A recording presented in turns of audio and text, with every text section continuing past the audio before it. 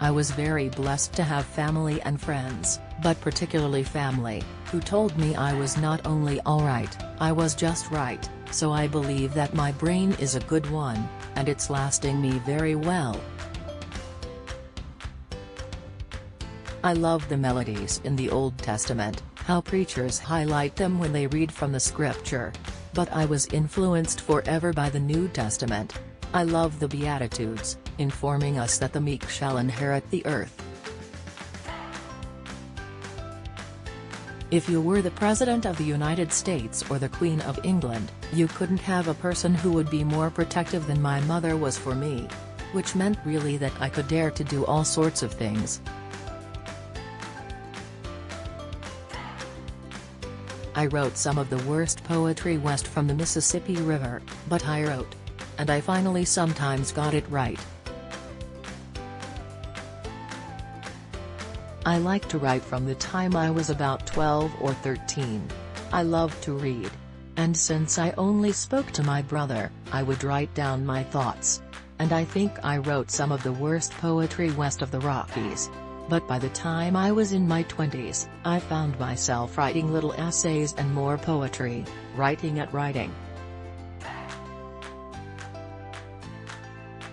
Encouragement to all women is, let us try to offer help before we have to offer therapy. That is to say, let's see if we can't prevent being ill by trying to offer a love of prevention before illness. I promised myself that I would write as well as I can, tell the truth, not to tell everything I know, but to make sure that everything I tell is true, as I understand it. And to use the eloquence which my language affords me.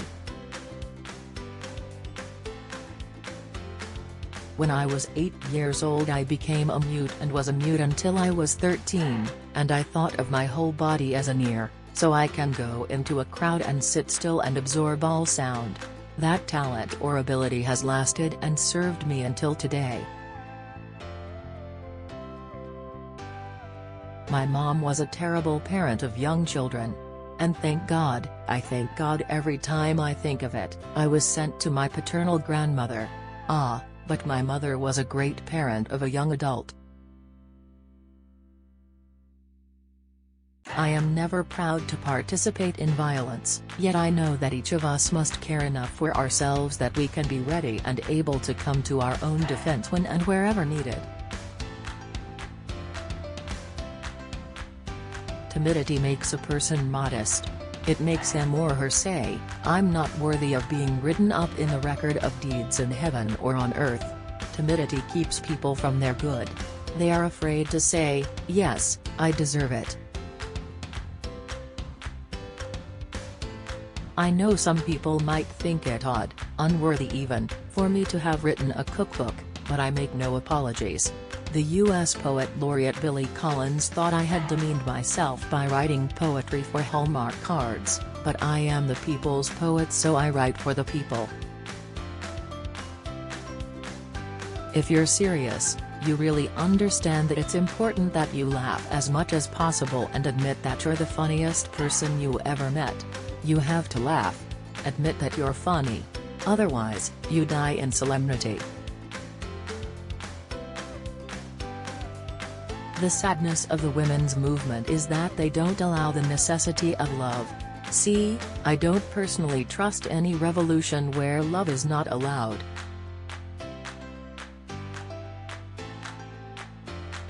The only thing is, people have to develop courage. It is most important of all the virtues. Because without courage, you can't practice any other virtues consistently. I keep a hotel room in my town, although I have a large house. And I go there at about 5:30 in the morning, and I start working. And I don't allow anybody to come in that room. I work on yellow pads and with ballpoint pens. I keep a Bible, a thesaurus, a dictionary, and a bottle of sherry. I stay there until midday. Hold those things that tell your history and protect them. During slavery, who was able to read or write or keep anything? The ability to have somebody to tell your story to is so important. It says, I was here. I may be sold tomorrow. But you know I was here. Courage is the most important of all the virtues, because without courage you can't practice any other virtue consistently.